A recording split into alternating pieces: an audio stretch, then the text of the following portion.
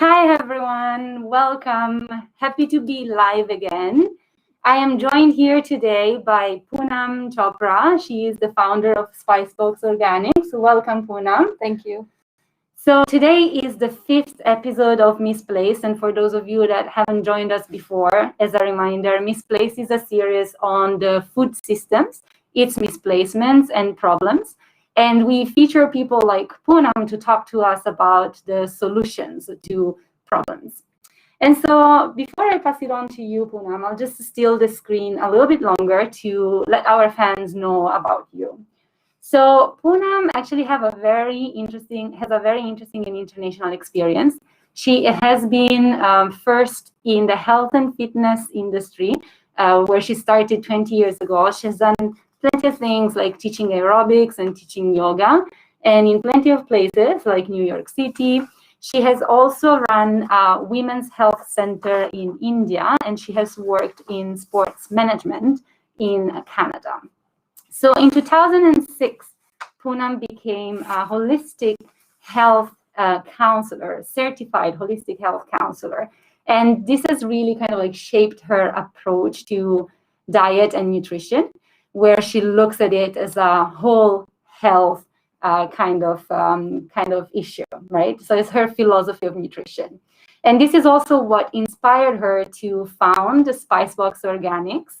With Spicebox Organics, she basically tries to give us access, to sustainable and organic food by sourcing products that have minimal carbon footprint, products that are organic, and she tries to encourage fair trade among her suppliers.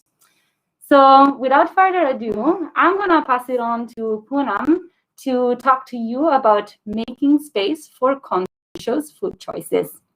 Thank you. Thank you. Welcome. Hello, everyone. Thank you, Livin Farms, for having me here to talk to you today. I have been asked to talk to you about the misplacements in the current food system.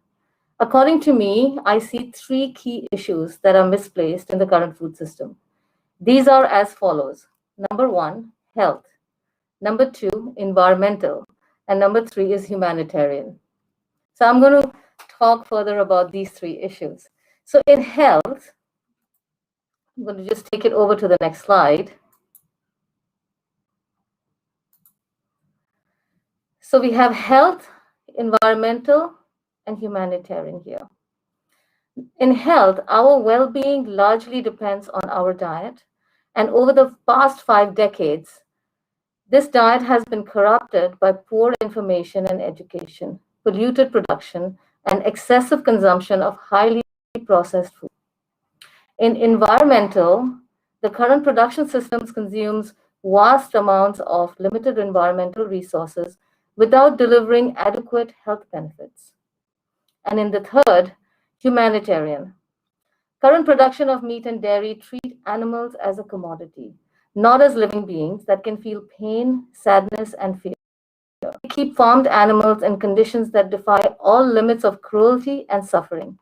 What is striking is that there is no need for this global scale misery to deliver healthy and pleasurable food to humans.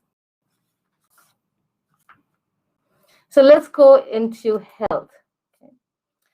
There are issues and problems created by diets that are reliant on highly processed foods, which are high in sugar, saturated fats, and chemical additives. It resulting in chronic lifestyle ailments such as diabetes. We all know them. Blood pressure, cardiovascular diseases, obesity, neurological disorders like Alzheimer's and Parkinson's, cancer, and other autoimmune diseases. Most of these above conditions can be eaten. So in terms of solutions, I would recommend full solutions. One would be sourcing. Sourcing would involve managing our diet in a scientifically sensible and environmentally conscious manner. Some examples of that would be organic products that are sourced from organic, environmentally friendly farms and producers, minimizing the use of preservatives and additives.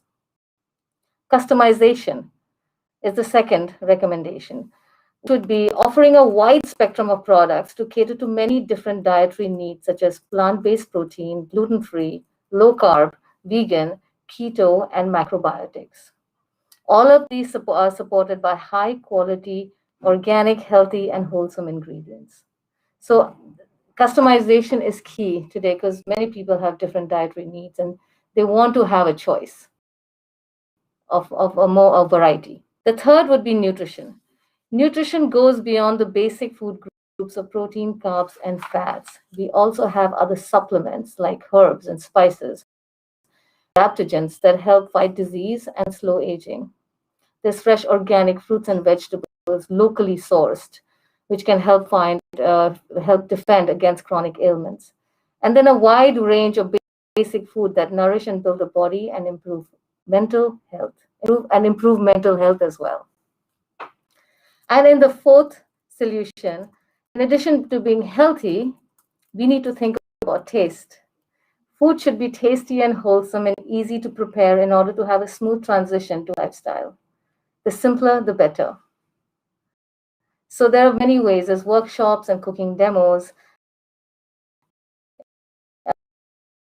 Educating oneself is key to make inspired many to make changes by simply experimenting and cooking at home. Right? So the second misplacement is the environment. Animal agriculture and meat production consumption are major contributors to climate change. The United Nations Food and Agriculture Organization said livestock production is responsible for 18% of all greenhouse gas emissions. In terms of resources, the growing of is also inefficient.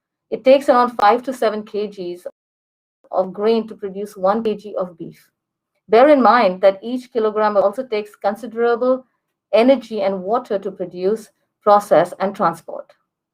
Arable farming, the growing of crops and vegetables, impact tend to be lower. For example, potatoes, rice, broccoli produce approximately 3 to 5 times fewer emissions than an equivalent mass of poultry and pork. It is estimated that livestock production accounts for 70% of all agricultural land use and occupies 30% of the land surface of the planet. So, what is the solution? Eat less animal products. I've just given you a few examples of plant-based and tasty food. On the right, we have tempeh, which is another plant-based meat alternative produced naturally. Then we have tofu. There's a lot of variety of alternatives available to us that are healthy as well as tasty. The options that we have range from meat alternatives that taste just like meat, and also alternatives that provide the same nutrition and health benefits of a high meal. They taste just as good.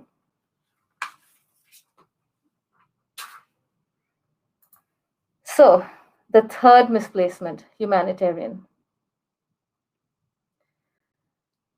You know, we've been brought up with imagery that projects well-being and wholesomeness around meat and dairy-based diet, right?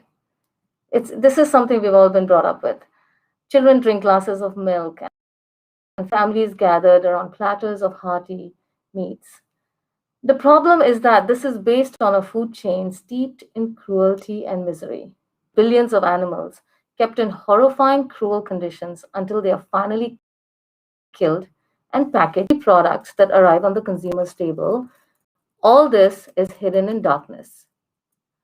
I will not present that visual imagery in this forum, but I have put here some links that you can go to in order to conduct your own research, and I strongly encourage you to do so. The truth is out there and needs to be told. I think most of us here will be modifying our diet if it means getting healthier and still eating tasty, wholesome, and nourishing food while creating a more humane and kind planet for the other species we share it with. So there are a couple of organizations, PETA.org and animalequality.org.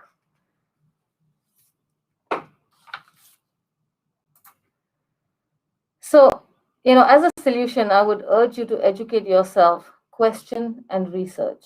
A few years ago, I have to tell you the story. my husband and I watched this film called Dominion. It was on the meat and dairy industry and the miserable and cruel conditions that animals are kept in. We then did our own research and how widespread these conditions were, and found that this is the norm rather than the exception. In fact, short of hunting your own meat, it's extremely difficult to determine whether the meat you eat is from a cruelty-free source.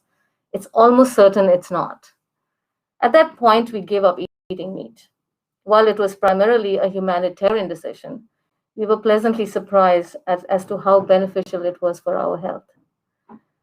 So, in closing, I would like to say that conscious diet choices can help address the three most critical issues facing us as a species and would greatly help in saving our environment, our health, and last but not the least, our humanity. So this ends my three key issues. I believe you asked me to give you a call to action. Yes, a suggestion for our audience on how they can make a change. So I suggest you replace one meat meal a day. Okay? So just any meal, either if you eat 3 meals with animal protein in it, just replace one. Okay? The result would be that if we all have one instead of 2 meat meals a day, the world's meat consumption would drop by 50%. Most importantly, it would have huge environmental benefits, as will improve the living conditions of animals. If we all cut meat down to, say, 2 meals a week, then that would result in 86% reduction in meat consumption, which would seriously help our global warming solution, our global warming problem.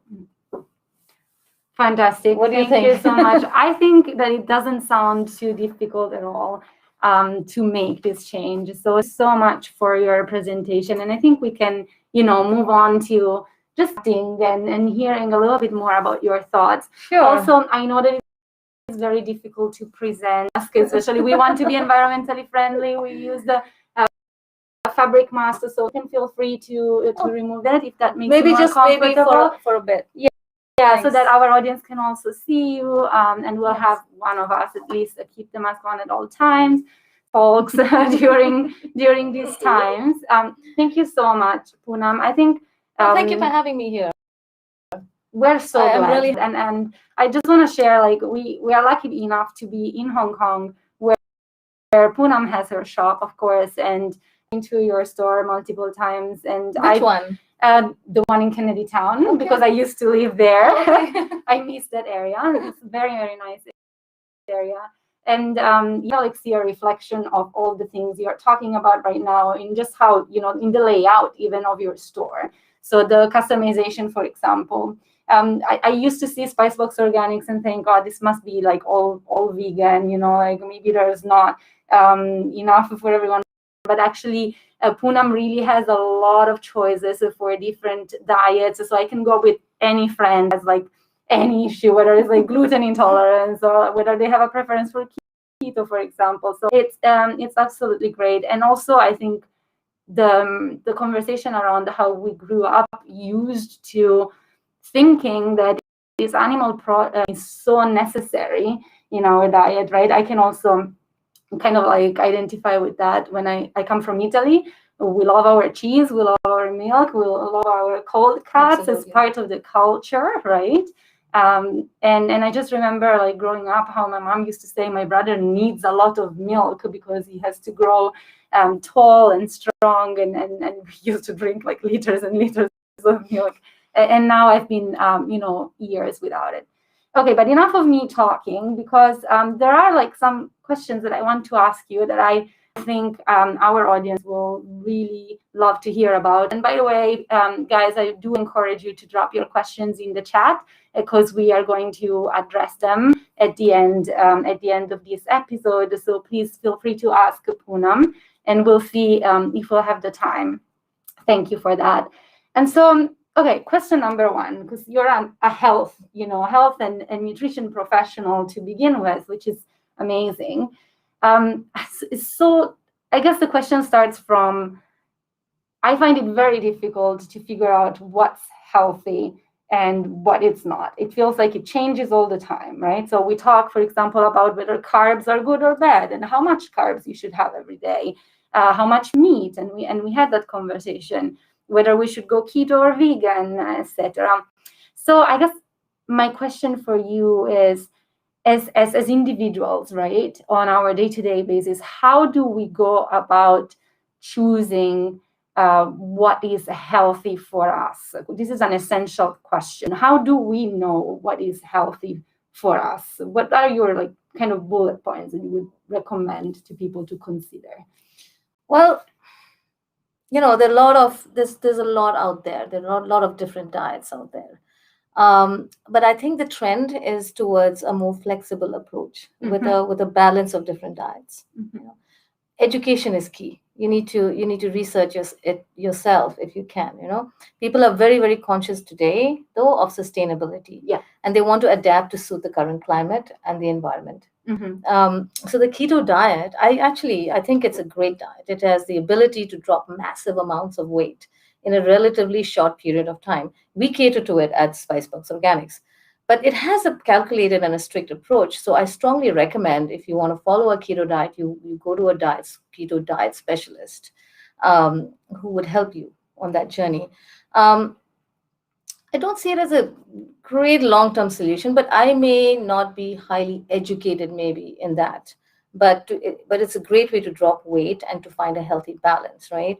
I would like to see it become more plant forward. But I was having a conversation with Neha Kapoor, who's a keto diet specialist in New Delhi. And she was mentioning that among all her clients, she has a huge base of, I think about 100 clients. And she said a lot of them are vegetarian, and she's able to guide them onto following a keto diet that's plant-based and vegetarian. So that's awesome, So the vegan diet definitely has many factors. I'm going to refer to some notes. I wrote this down. Of course. That benefits one health while keeping the nutrition of protein and B12 intact. It is the future food approach, of course, right? Vegan diet. And the sooner we incorporate it in small measures, the better it is for us. So now carbs is a myth that we really need to debunk. Carbs are great for you as long as it's in the whole grain, ancient, beautiful, whole grain, wholesome carbs. Millet grains are huge. Sorghum is beautiful. There's brown rice. There is amaranth. There's so much out there. There's barley. So all these grains in the whole form are actually really good for you. And recently, I started a macrobiotic diet approach with the help of one of our brand ambassadors, Serge Dobik, who has specialized in macrobiotics. And I've been incorporating whole ancient grains. Like I have grains for breakfast. I'm having a little grain for breakfast, a little grain for lunch, and for dinner, and I feel great. It has good, healthy fibers, and it helps to balance your body. So, don't dismiss carbs that easily. It's also brain food. Okay, this is good for our memory. Yes, it's very good for your memory. But recent studies have there's a research done by Social Nature. They found that consumers are reducing their consumption of animal products. So that's a good trend. Nearly 1/4 plan to eat less meat going forward, and nearly 1/5 plan to reduce their dairy intake.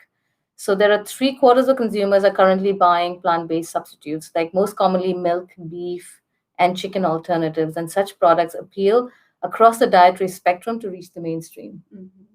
So we need to just educate ourselves, right? So most educated people are following this flexible approach. They could be on a keto meal, say 3 times a week, right. And they could do the 8-16 intermittent fasting 3 days a week.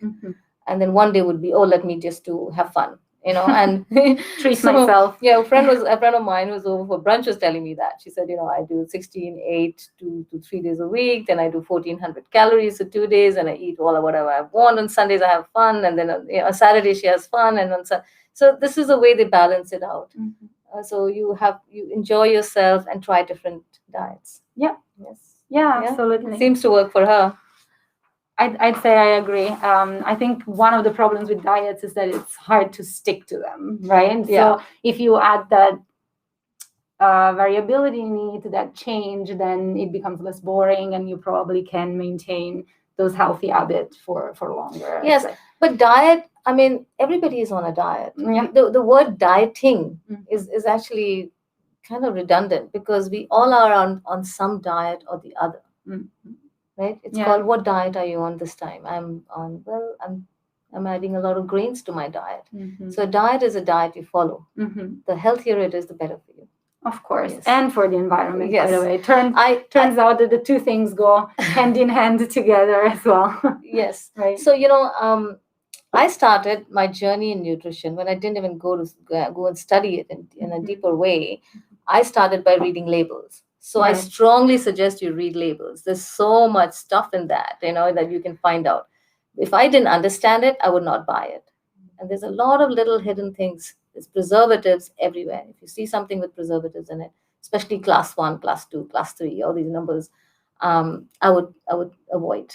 That's a good rule of thumb. If you don't really understand what's in it, or you can't find it Yeah. with a quick Google search, Yeah. then it probably means that it's not ideal. Yes. That's great. Yes. Mm. Well, thank you for that suggestion. I guess my next question to you is maybe a little bit challenging as well, right? It's about, I guess, the cost of eating sustainably and the cost of eating organic, etc. And that's because I am, like you, someone that advocates for that type of nutrition and tries to, buy and consume these types of food. I hear it quite a lot, but it's expensive, etc. And so I want to hear what's your take on it. So to put the question through, I guess how can we actually afford sustainable and organic food, and why do you think we can afford sustainable and organic food, although sometimes it seems to be a little bit more expensive than what is not? I do agree. Mhm. It does seem to be. But between the two, we can at least most certainly afford to be sustainable. Mm. Like vegetarian products are less expensive than meat and dairy. So, but however, I mean, much as I'm a strong promoter of organic food, I do understand the challenges faced by lower income household. So I have a few suggestions. You buy in bulk, especially grains and legumes, even if it's not organic, it's still plant based. But even organic grains and cereals that are found in bulk can be relatively cheaper than what you would find in a package. Buy local vegetables direct from farms, farmers markets, wholesale markets. You will not only support them, but the direct trade helps to knock out the middlemen, the costs of the middlemen that comes in. Um, Recent studies also show that plant-based alternative pricing, like all these plant-based meat products, the pricing is becoming more and more competitive. Yep. Yeah. And it's making it much easier for low-income households to actually get to. I think that's going to be huge. I was reading, I have some more information on that. I don't have it with me at present, but they're working towards making it so reasonable that lower income households will be able to afford. Educating the community is very important. So it's important to hold talks and workshops and in another way to create awareness and help in finding economical solutions. We have a long way to go with that. We want to find more economical solutions, especially for the lower income households. So educating them, having workshops, helping them out as much as you can in providing the support they need. We can probably not all afford to be organic, but we definitely can be sustainable.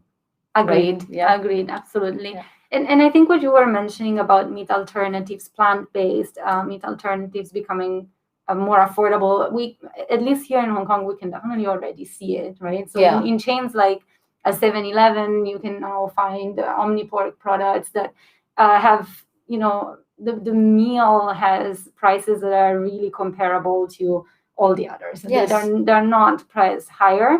And so we're getting there, and I Yeah. think that's amazing. So Yes. that suggestion that you were giving to replace at least one meal a day with plant-based is getting easier and easier. So yeah, let's we encourage you to try it out. Awesome. Well, thanks, Punam. I have one last question for you, and then I did see some questions coming through, so we are going to try to address those as well. So you are a retailer that made the choice to provide sustainable and organic food, but not all retailers, not all stores are doing that. So as consumers, right, how do we encourage our retailers to bring more healthy and more sustainable choices to the shelves? So, our tagline is the conscious choice. It meant for us to make what this tagline meant is that the choice that we needed to make choices that would benefit, choices that would impact the community and the environment in a favorable manner. So, for example, one of the choices we made was not to promote the meat and the animal farm industry. It was a tough choice to make, but we stuck to that decision, and it included and many other practices, but it's helped us in the long run. It was very tough to do that. Today we have a lot of plant-based alternatives, like we have tempeh. That is something we produce ourselves, and different forms of tempeh, and we're creating ready-to-eat alternatives out of that, which has been great. Consumers have choices. They can use their power and to support retailers who provide sustainable and healthy choices, and they can actually push retailers to make these choices themselves too. So I think the consumer is probably the most powerful force that can help change retailers. Yeah. I used to when we started, I remember talking so much to our the consumers, the customers who came in. A lot of times I'm taking so much support from them in their suggestions on what to do, and we incorporated many things. Yeah. No, I agree. I think at the end of the day, retailers want to respond to a demand, right? And so we have the power to change what they think that demand is. It's in the hands of the consumer. It is. We tend to think that one person won't make much of a difference. But for example, one of the things that I do that might be a little bit annoying, but it's not like I don't avoid restaurants for not having plant-based meals available, but I'll always ask if they have it and why they don't, right? Yeah. So I'll just put that bug in their ear every time to think about it, that there's someone out there asking for it, and then maybe they should consider it. And I'm hoping that other people will do the same more and more until we'll get more of that. Amazing. Well, thank you for that as well. Do we want to take a look at questions from the audience? You can see them up here on the screen. So the first one being, from Ava down here. Hi Punam, I've been considering becoming vegetarian for a while, but food is so expensive in Hong Kong. Do you have any tips on making a vegan vegetarian lifestyle more affordable? I guess yes. There's so many options, I mean, like I said, we have farmers markets, with a wholesale market. Actually, if you go there early in the morning, you'll be able to get a huge variety of options available to buy. Food is expensive in this. Like I said, again, buying in bulk. We have bulk bags available at Spicebox Organics, and we are converting over into bulk bins. All our spices are in jars. I don't see them as expensive as meat. So maybe you want to come by, come on by and have a look at what we have, and see what you can incorporate into your lifestyle. But there's lots of options available which can make it less expensive. Another thing is, again, plant-based. If you still have the cravings for animal-like taste, so then you would want to probably use products like Omni Pork. There's Beyond Meat. There's Impossible. And have it in small quantities. We have tempeh. I mean, if you want to try a tempeh, people seem to really like our burger patties and our meatballs, and we're coming up with more and more and more options in that area. Beans and pulses, of course, are there. And grains, like I said, wholesome grains. They have great fiber. They fill you up, and extremely nourishing for your body. Okay. Thanks. We have a question. Eating for the whole family. So it would be hard to change our eating habits, especially for the whole family. Is there something I can do on diet to still be more sustainable without cutting down on meat? Yeah, like I said, again, alternative meats are there. You know that, right? The plant-based meats are there. But there are, I mean, if you want to change your eating habits, you could start slow. Start with one meal. Let's not do it, don't do things drastically. You might get a revolt in your own house. So let's just do one meal. Like I said, change one meal into a vegetarian meal and see how it goes. And then start having fun with it. There's lots of great meal options. There's even how you make tofu in a different way or a tempeh in a different way. Um, or there's tons. We have a recipe library too if you want to go down to spiceboxorganics.com and look it up. Or give me a shout. I'd be happy to help you. That's a great suggestion. Go check out their website. Yeah, I feel like in the family, it's where it becomes more complicated, right? Yeah, because usually there's like one person in charge yeah. Of everyone's diet. Yeah. And so, for example, I don't know how it would go down in my family to move to a vegan diet, for example. But what I found was also fun to do is to look at, dishes from my tradition and from my culture that are already vegan. And we didn't even realize that they're already plant-based. That's a great idea. And kind of just like enhance them and make them more prominent. And I feel like here in Hong Kong, where there's quite a lot with tofu, right, and quite a lot that is already plant-based, like the tofu desserts, etc. It's easier than I thought to make that transition. So thanks for that suggestion. I guess our last question. Retail side, that's Somya. I'll read it for you. Yes. So, hi, thanks so much for your talk. I was interested in how you decided to move to the retail side of sourcing food. Were there any key events that made you want to pursue this path? Yes. When I moved to Hong Kong from New York, I came a spoiled person. I was very used to organic food and a healthy lifestyle in New York City. There were farmers markets all around me. I had Whole Foods around the corner. I was really happy. And then Hong Kong was challenging. And everywhere I went, I did find things that said organic, but I didn't understand where it came from. There was no information about where the source was. So slowly this idea came to mind, and I wanted to start a one-stop place for all your pantry needs and provide healthy choices for you. So I started looking into getting organic certified, and we did, just so that the law doesn't say that in Hong Kong that you need to get organic certifications. You can claim anything to be organic on the label, but we wanted to go all the way just so that I could inform the consumer and make sure that they become a trusted customer into our store. So we went all over. I did a lot of travel. I go meet suppliers myself. I have some close relationships with them now, where they've all become friends.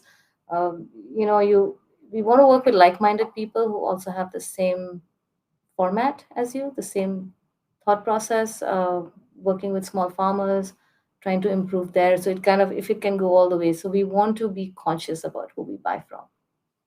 Okay? I don't know. So that's why, the fact that we wanted to open a store was only because I wasn't able to find all the ingredients in Hong Kong. So decided to put it all into one stop.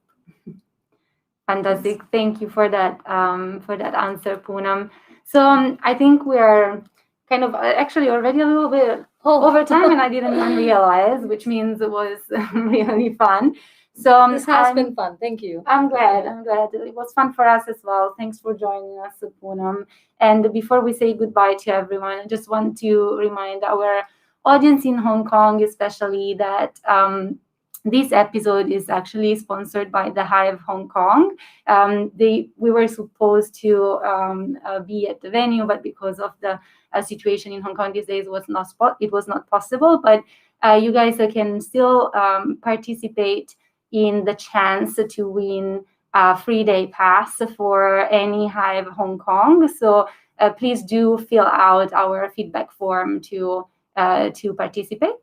And yes, so please just keep on following us, subscribe to our YouTube channel and to our social media to get reminders about the next episodes. We're meeting next week with another nutritionist, I guess, Michelle from Nutrilicious. So tune in. And once again, thank you so much, Punam, for joining us and for sharing.